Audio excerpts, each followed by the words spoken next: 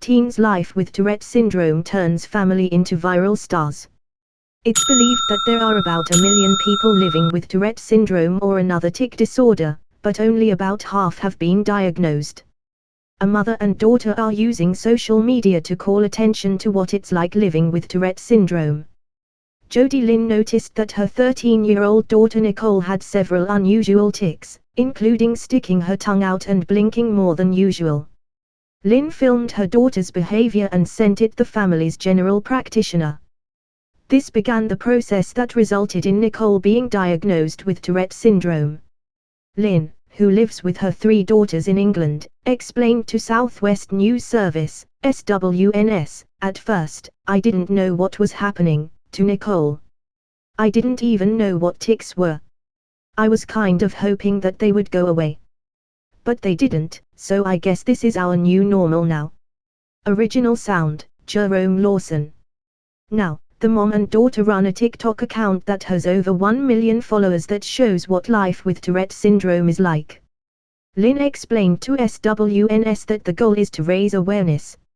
Amanda Talty, President and CEO of the Tourette Association of America, spoke with Fox News and said that it's believed that there are about 1 million people living with Tourette syndrome or another tic disorder, but only about half have been diagnosed.